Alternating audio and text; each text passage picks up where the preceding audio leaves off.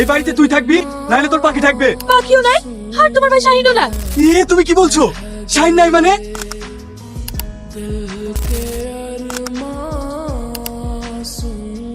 এই মিঠু বল।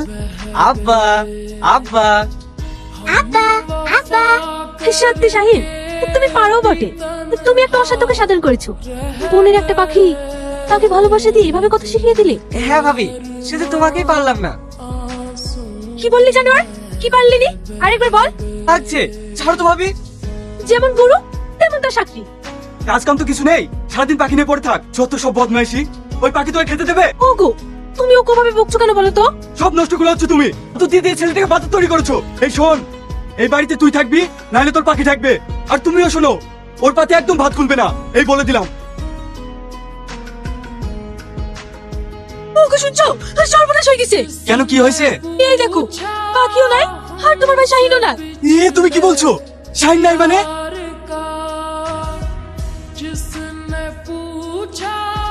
শুধু তোমার জন্য ছেলেটা বাড়ি থেকে চলে গেল। এইবার তোমার শখ মিটেছে তো? বিশ্বাস করো, আমি ওকে মন থেকে বকিনি। আমি ওকে যেটুকু বলেছি ওর ভালোর জন্য বলেছি। আমি বুঝতে পারিনি ও আমার উপর এইভাবে অভিমান করে চলে যাবে। এখন আমি কি দিয়ে থাকবো বলে তো রামিসা? ও আমার ভাই নয়, ও আমার সন্তান।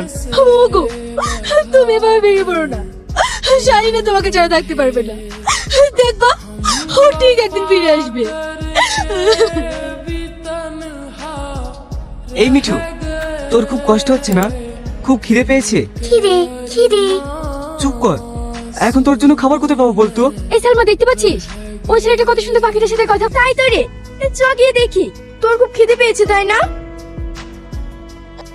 এই নে খা। আপনার বাড়ি কোথায়? কোথা থেকে আসছেন? আমার কোনো বাড়ি ঘর নেই, আমি একজন যাযাবর। সকাল থেকে আপনি কিছু খেয়েছেন? হ্যাঁ। কি খেয়েছেন? কেন, জল? আপনি সকাল থেকে জল খেয়ে আছেন? তাছাড়া খাবার কোথায় পাবো? কাছেই আমাদের বাড়ি, আপনি আমাদের বাড়িতে চলুন, ওখানেই খাওয়া দাওয়া করবেন। তুমি আমার সঙ্গে চলো। আপনাদের বাড়ি? কিন্তু কোনো কিন্তু নয়, আসুন তো। আব্বা, মা। কিরে মা, এই ছেলেটা কে? আব্বা, এই ছেলেটা আমাদের এই গাছের তলায় বসেছিল। আজও সকাল থেকে কিচ্ছু খায়নি, আর এই পাখিটাও কিছু খায়নি, তাই নিয়ে এলাম। খুব ভালো করেছিস রে মা। এসো বাবা। আচ্ছা বাবা, তোমার বাড়ি কোথায়? তুমি কোথা থেকে এসেছো? আমার ভাই আমার এই পাখিটার জন্য আমাকে বাড়ি থেকে বের করে দিয়েছে। থাকার বলতে হবে না, আমি সব বুঝতে পেরেছি। কিন্তু আমি আর ওখানে কোনোদিনই ফিরে যাব না। আচ্ছা ঠিক আছে বাবা, তুমি আমার কাছেই থাকবে। তোমার নাম কি? মিঠু। মিঠু, বাহ, দারুণ কথা বলতে পারো তো। আচ্ছা মিঠু, তোমার গুরুদেব কোথায় আছে বলো তো? ওই তো, ওই তো। কি গো, আমার মিঠুর সঙ্গে কি কথা বলছো? তুমি তোমার সাথে কথা বলবে না, তাই তোমার পাখির সাথেই কথা বলছিলাম। ভীতু কোথাকার। সালমান আব্বা, শোনো, কদিন ধরে তোমাকে একটা কথা বলবো বলবো করে বলতে পারছি না। কেন, বলো। শাহিন ছেলেটা না খুবই ভালো, আর আমাদের সালমাও ওকে পছন্দ করে। তাই আমি বলছিলাম। হ্যাঁ, কদিন ধরে আমিও তাই ভাবছিলাম, সালমার সঙ্গে বিয়েটা দিয়ে ও না আমার বাড়িতে থেকে যেত। শাহিনকে আবার ঘাটে না কি দরকার? ওকে না হয় আমি বাড়ি গিয়ে গা ধুয়ে দিতাম। ওকে আমি এমন ভাবে সাঁতার শিখাবো ও যেন সব পরিস্থিতিতে সামাল দিতে পারে। তোমার না সবসময় উল্টো পাল্টা কথা।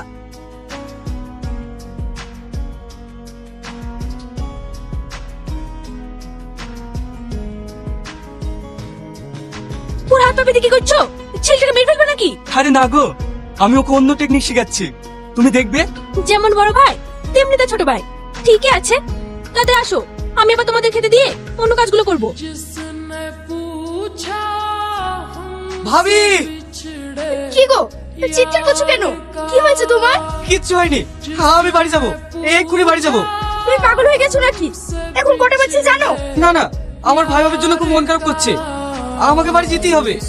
মা, আব্বা। কি রে, কি হয়েছে তোদের? এত রাতে ডাকছিস কেন? আর তোমাদের জন্য কি বলছে দেখো, এক্ষুনি নাকি বাড়ি যাবে। কেন, কি হয়েছে শাহিন? বাবা, আমার ভাই ভাবির কথা খুব মনে পড়ছে, আমি বাড়ি যাবো। বাড়ি যখন যাবোই বলছো, ঠিক আছে, আমি কালকে তোমাদের বাড়ি যাওয়ার ব্যবস্থা করে দেবো। এখন ঘুমাও। এত রাতে পারবো তো? আমার কিন্তু খুব ভয় লাগছে। তোমার জন্য তো রাত হলো, রাত হবে না, সাজতে গেলে 2 ঘন্টা। নতুন বাড়ি যাবো, এমনি এমনি চলে যাবো, তাহলে তোমার ভাই কি বলবে? ঠিক আছে, তুমি চুপ করো, আমি মাঝি ডাকছি। মাঝি ভাই, ও মাঝি ভাই। এই ভাই, অনেক গয়না আছে মেয়েটার গায়ে, আশেপাশে তো কেউ নাই, তাহলে সুযোগে সদ্ব্যবহারটা করে নেবো।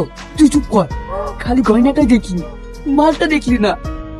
ঠিক আছে, তাহলে তুই মালটা নিস আর আমি গয়নাগুলো নেবো। চুপ কর, আগে উঠু। এই গয়নাগুলো খুলি দে। আপনারা কি করছেন? চুপ, এই হাত পা বেঁধে নদীতে ফেলে দে তো, মাছের খাবার হয়ে যাবে। বাঁচাও, কে কোথায় আমাকে বাঁচাও। ওরা আমার তোকে এখানে কেউ বাঁচাতে আসবে না। ভাই, এই নৌকা কোথায় আসলো? কুয়াশা অন্ধকারের চাপে কিছু তো বুঝতে পারছি না। কি জানি নৌকা বেশি কত দূর আসলো, এখানে ভিড় দে। এই কে রে তোরা? তাহলে তোর কি, তোর কাজ তুই কর, আমাদের কাজ আমাদের করতে দে। হ্যাঁ, এ তো আমার ভাইয়ের পাখি। ভাই, আমার স্বামীকে ওরা নদীতে হাত পা বেঁধে ফেলে দিয়েছে। তার মানে তোরা আমার ভাইকে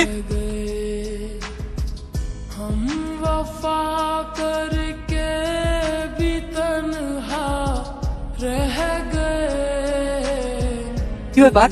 আমি তো প্রতিদিন এখানে স্নান করি, কিন্তু আজ লাশ আসলো কোথেকে? এ তো এখনো জীবিত আছে। তোমার কোনো ভয় নেই, আমি একজন পুলিশ অফিসার। তোমার এই অবস্থা কেন? স্যার, ওর আমাকে হাত পা বেঁধে পানিতে ফেলে দিয়েছে। আমার পাখি, আমার স্ত্রী। ঠিক আছে, আর কিছু বলতে হবে না, থানায় গিয়ে কথা হবে। তুমি কি কাউকে চিনতে পেরেছো? না স্যার, কুয়াশার অন্ধকারে আমি কাউকে চিনতে পারিনি। আমার মন বলছে ও ওই ঘাটের মাঝি হবে। কনস্টেবল, ওই ঘাটের মাঝিকে তুলে নিয়ে এসো। শাহিন, তুই এখানে? তুই এখনো বেঁচে আছিস ভাই? হ্যাঁ ভাই, স্যার না থাকলে হয়তো আমি। কিন্তু এদেরকে কোথায় পেলে? সে তোকে পরে বলবো, আগে স্যারের কাছে ডায়েরিটা লিখি। স্যার। হ্যাঁ বলুন। আমার স্বামীকে ওই ঘাটের মাঝিরা বেঁধে পানিতে ফেলে দিয়ে মারার চেষ্টা করছিল। আপনি কি কাউকে চিনতে পেরেছেন? তেমন কাউকে চিনতে পারেননি, সম্ভবত ওই ঘাটের মাঝিরাই হবে। কনস্টেবল, ওদেরকে লকআপে ভরো। স্যার আমরা কিছু করিনি স্যার, আমাদেরকে ছেড়ে দিন। স্যার এরাই সব করেছে। এরাই যে সব করেছে, তার কোনো প্রমাণ আছে? না স্যার, আমার কাছে কোনো প্রমাণ নেই। কি করে থাকবে স্যার? ওরা কি জানতো আসার পথে এরকম হবে? প্রমাণ ছাড়া তো আমরা কাউকে সাজা দিতে পারবো না। প্রমাণ আছে স্যার, আমি দেখেছি, আমি তার সাক্ষী। তার মানে সাক্ষী দেবে একটা বনের পাখি? হ্যাঁ স্যার, ওরা দুজনে আমার আব্বাকে হাত পা বেঁধে পানিতে ফেলে দিয়েছে, আর আমার মায়ের উপর ওরা ভীষণ অত্যাচার করেছে। না স্যার, ও মিথ্যে কথা বলছে। পৃথিবীর সবাই মিথ্যে কথা বললেও জঙ্গলে পাখি কোনোদিন মিথ্যে কথা বলবে না। কনস্টেবল, ওদেরকে কোর্টে চালান করার ব্যবস্থা করো। সরি, আপনারা বাড়ি যান।